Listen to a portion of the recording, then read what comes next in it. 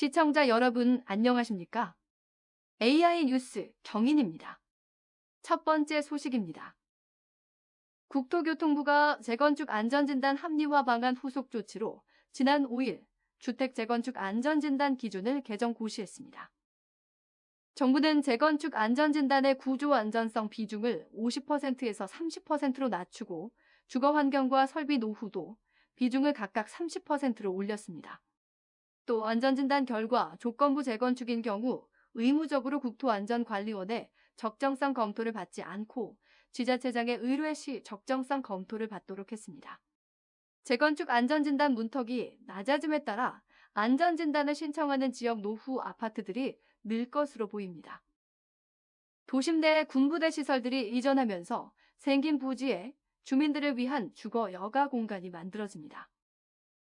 인천시는 부평구 산곡동에 위치한 제3보급단과 507 여단 이전 사업이 지난 6일 기획재정부 국유재산정책 심의를 통과했다고 밝혔습니다. 이 사업은 도심지 내 군부대 2곳과 예비군 훈련장 4곳을 이전한 뒤 축구장 158개 크기인 113만 제곱미터 규모의 터의 도시개발 사업을 추진하고 공원과 체육시설 등을 조성하는 사업입니다. 제3보급단과 507 여단은 북의 일신동 17사단으로 옮겨지고 예비군 훈련장 4곳은 17사단과 계양 동원훈련장으로 나뉘어 이전하게 되는데요. 우선 제3보급단과 507 여단 부지 84만 제곱미터는 공원과 녹지가 70%, 공동주택 30% 비율로 나눠 개발할 예정입니다. 미추홀구주한 예비군훈련장은 공원으로 서구 남동부 예비군훈련장은 체육시설로 각각 조성되며 서구 김포 예비군훈련장 자리에는 도시개발 사업이 추진됩니다. 시는 올해 상반기 중 국방시설본부와 최초 합의각서를 체결하고 사업 시행자를 지정받아 오는 2026년 준공을 목표로 사업을 추진할 방침입니다. 사랑의 온도탑 수은주가 100도를 돌파했습니다. 인천사회복지공동모금회는 희망 2023 나눔 캠페인 40일째인 지난 9일 누적 모금액 99억 1천만 원을 기록했다고 밝혔는데요. 당초 목표액인 88억 8천만 원보다 10억 3천만 원 초과한 액수입니다. 사랑의 온도탑 수은주는 당초 목표액의 1%인 8,880만 원이 모금될 때마다 1도씩 올라가는데 이날은 100도를 넘어 111도까지 상승했는데요. 지난 캠페인보다 개인과 단체, 법인 기부가 모두 늘었기 때문인 것으로 분석되고 있습니다. 공동모금회는 오는 31일까지 캠페인을 진행하며 이웃사랑 실천을 계속 호소할 계획입니다.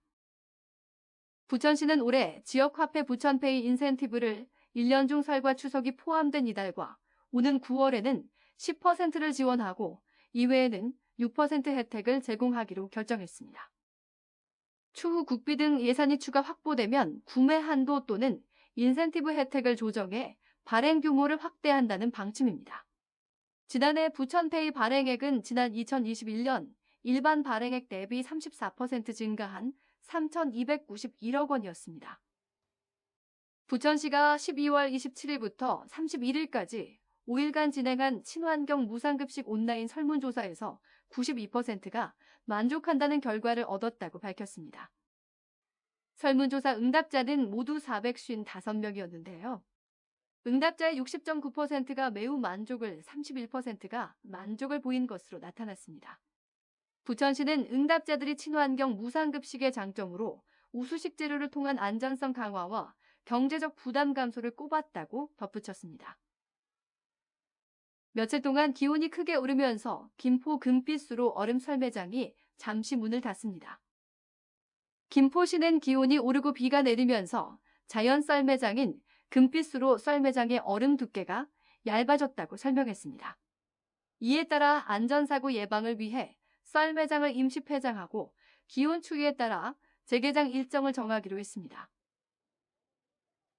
AI 뉴스 경인을 마칩니다.